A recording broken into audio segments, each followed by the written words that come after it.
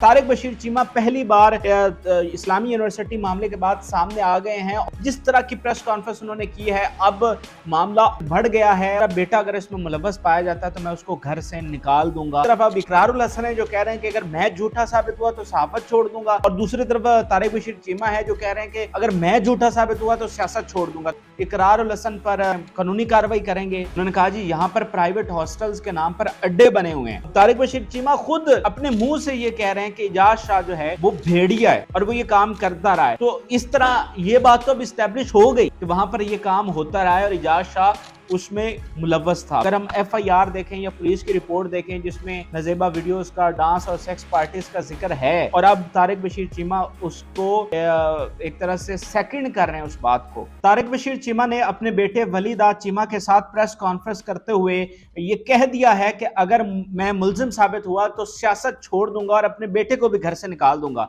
तो तारिक बशीर चीमा पहली बार इस्लामी यूनिवर्सिटी मामले के बाद सामने आ गए हैं, और जिस तरह की प्रेस कॉन्फ्रेंस उन्होंने की है, अब मामला और भी एक तरह से बढ़ गया है। और एक तरफ अब इकरारुल हसन है जो कह रहे हैं कि अगर मैं झूठा साबित हुआ तो सहाफत छोड़ दूंगा, और दूसरी तरफ तारिक बशीर चीमा है जो कह रहे हैं कि अगर मैं झूठा साबित हुआ तो सियासत छोड़ दूंगा। तो मामलात जो हैं वो और आमने सामने आ गए हैं। तारिक बशीर चीमा कह रहे हैं कि ले आओ सबूत अगर आपके पास है, और इकरारुल हसन कह रहे हैं कि मेरे पास हैं सबूत।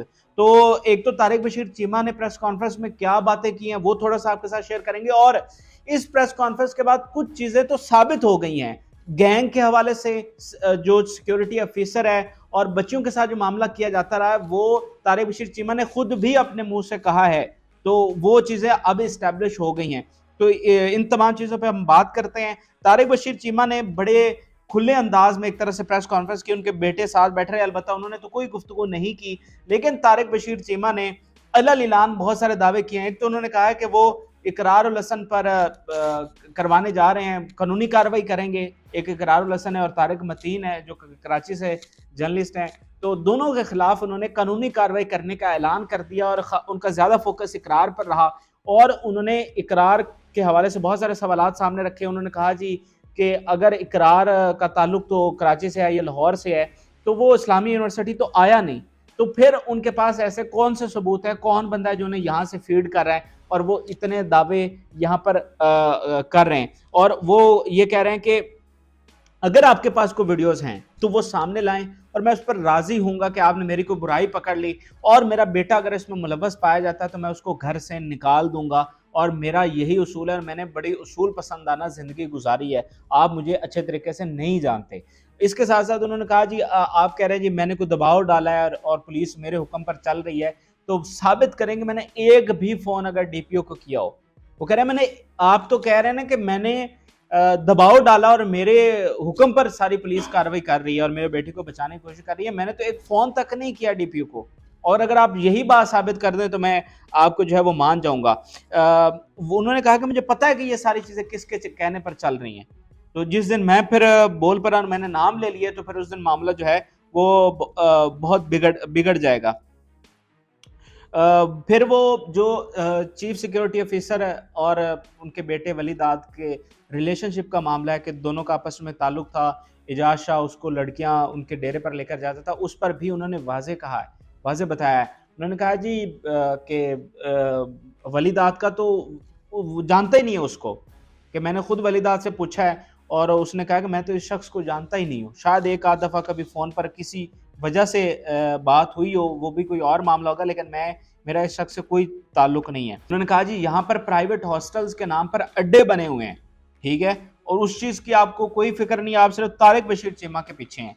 अच्छा, अब ये तो मोटी मोटी बातें थी जो मैंने आपके साथ सामने रखी हैं, और इसमें उन्होंने एहसान जट जिसका जिक्र इकरारुल हसन ने किया था कि एहसान जट ने के ज़रिए से ये गैंग चलता था, फिर एहसान जट को साइडलाइन किया और नौकरी पहले दिलवाई थी तारिक बशीर चीमा ने। तो उन्होंने कहा कि मैं इस शख्स को जानता ही नहीं हूँ, मतलब मैंने इसको कोई नौकरी नहीं दिलवाई और मैं इसको नहीं जानता हूँ, ठीक है। और इसके साथ साथ उन्होंने कहा कि आप जुडिशल कमीशन बनाएं, HEC की कमेटी बने, कुछ भी हो, इनका इंक्वायरी हो, बिल्कुल इस पर होनी चाहिए और हम इसमें साथ हैं ताकि सच सामने आ जाए। अच्छा, ये तो मोटी मोटी बातें मैंने आपके साथ शेयर कर दी। अब इस प्रेस कॉन्फ्रेंस की अहमियत क्या है? अहमियत नाजरीन ये है कि एक तो वीसी के हवाले से उनकी जुबान से भी निकल गया कि वो करप्ट है, तो वो चीजें अब इस्टेब्लिश होती जा रही हैं क्या कि वीसी की सरबराही में क्या कुछ होता रहा और वीसी करप्ट है और इन सारी चीजों में मुलव्वस है। फिर उन्होंने इजाज शाह को भेड़िया कहा।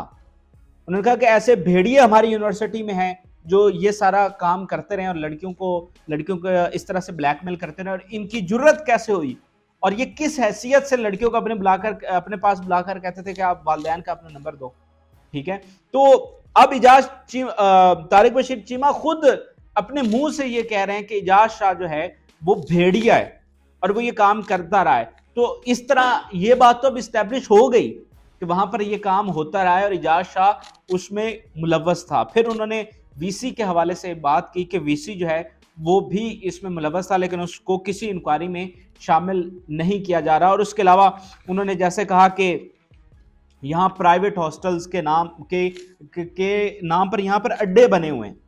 ठीक है, तो इन सारी चीजों की निशानदही जो है वो अब खुद तारिक बशीर चीमा कर रहे हैं। यानी पहले अगर आप कहें तो ये बातें तो चल रही थी, लेकिन हमारे पास कोई ऐसा आप जर्नलिस्ट अगर कह रहे थे तो उनको भी आप डिनाई कर रहे थे। तो अब ये मकामी वहां का सियासतदान कह रहा है। यानी अब इसका लुबे लुबाब क्या है? लुबे लुबाब यह है कि वो कह रहे हैं कि वीसी कसूरवार है, इजाज शाह भी कसूरवार है, यूनिवर्सिटी में ये होता भी रहा है और हो भी रहा है, लेकिन इसमें ना ही मेरा कोई कसूर है ना ही मेरे कोई बेटे का कसूर है। यानी हो रहा है ये सारी चीजें जो मीडिया पर चल रही हैं, ये सारे मामलात हो रहे हैं, लेकिन इसमें मैं मुलव्वस नहीं और ना ही मेरा बेटा मुलव्वस। यानी असल तो उनके बेटे की बात हो रही है, तो वो कह रहे हैं ये सारी चीजें सच हैं, लेकिन मैं इसमें, मेरा बेटा, मेरी फैमिली इसमें मुलव्वस नहीं। अगर ये होते तो मैं इसको खुद ही घर से निकाल देता, और ऐसी कोई वीडियोस नहीं है, कोई सबूत नहीं है। ठीक है, तो ये बेसिकली तारिक बशीर चीमा कह रहे हैं। तो अब मामला और ज्यादा नाजुक मोड़ पर पहुंच गया। अब इस केस को इदारों को और भी सीरियस लेना चाहिए। यानी वहां का बंदा खुद ये क्लेम कर रहा है कि ये मामला हो रहा है, वो खुद को जरूर बचा रहे हैं, वो खुद से सारे इल्जामात का जवाब जरूर दे रहे हैं, लेकिन वो ये जरूर कह रहे हैं कि ये मामलात यहां पर हो रहे हैं। तो जैसे अब अगर हम FIR देखें या पुलिस की रिपोर्ट देखें जिसमें नजेबा वीडियोस का, डांस और सेक्स पार्टीज का जिक्र है, और अब तारिक बशीर चीमा उसको एक तरह से सेकंड कर रहे हैं उस बात को, तो अब इदारों को सामने आना चाहिए और इस असल जो किरदार हैं उनको बेनकाब करना चाहिए और उनको सजा देनी चाहिए। आप देखें इजाज शाह, जिसको अब तारिक बशीर चीमा भी भेड़िया कह रहे हैं, आप जब अदालत में पेश किया गया तो किस तरह आपने उसके हथकड़ी वाले हाथों पर कपड़ा बांध दिया। यानी आप ये कह रहे हैं कि उसकी शान में गुस्ताखी नहीं होनी चाहिए। अगर उसके हथकड़ी वाले हाथ बाहर आ जाएंगे तो फिर ये अच्छा नहीं होगा, उसकी शान में कोई कमी आ जाएगी। तो एक ऐसा शख्स जो कि अब जिस पर साबित हो रही हैं चीजें, वो कि अल्टीमेटली तो कोर्ट में साबित होनी है, लेकिन इस तरह के लोग जब बातें कर रहे हैं, वहां के मकामी सियासतदान भी इस चीज को कह रहे हैं कि ये हो रहा था और इजाज शाह भेड़िया है, तो फिर बहुत सारी चीजें तो इस्टेब्लिश हो गई है ना, कानूनी तरीके से इस्टेब्लिश होनी है। तो ऐसे लोगों को आप इबरतनाक सजा दें, ना कि उनको प्रोटोकॉल दें। और अब पुलिस, इतने दिन गुजर गए हैं, उनकी तरफ से कोई आगे प्रोसीड नहीं हो रही चीजें, कोई आगे कार्रवाई नहीं बढ़ रही। उन्होंने क्या तहकीकात की हैं, किस किस को शामिल किया है, कब वो रिपोर्ट सामने आएगी? ऐसा लग रहा है कि वो इंतजार कर रहे हैं कि मामला ठंडा हो जाए। ठीक है, लेकिन लोग अब ये चाह रहे हैं कि अब इसका कोई मंतकी नतीजा निकले। लोग अब चुप पर नहीं बैठ रहे, लेकिन दूसरी तरफ हमें ये एक सुस्ती और काहली या बदनीयती है या नहीं मुझे नहीं पता, लेकिन सुस्ती जरूर है। और justice delayed is justice denied. तो ये फिलफौर अब रिपोर्ट सामने आनी चाहिए, फिलफौर जो असल मुल्जमान है उनको सामने आना चाहिए। आपका वीसी रिटायर हो चुका है, कल को वो वापस अमेरिका चला जाए, उसने जो करप्शन की, जो लूटमार की, जो बच्चियों की जिंदगियां तबाह की, फिर आप किससे हिसाब मांगते फिरेंगे? तो इस पर अब एक्शन होना चाहिए। बहरहाल तारिक बशीर चीमा ने अपने इल्ज़ामात को डिनाई कर दिया और वाज़ेह तौर पर इकरारुल हसन को कहा कि आपके पास कोई चीज़ है तो सामने रखें, वगरना बातें करना बंद कर दें। तो आप अपनी राय से ज़रूर आगाह करें। इजाज़त दीजिए, अल्लाह।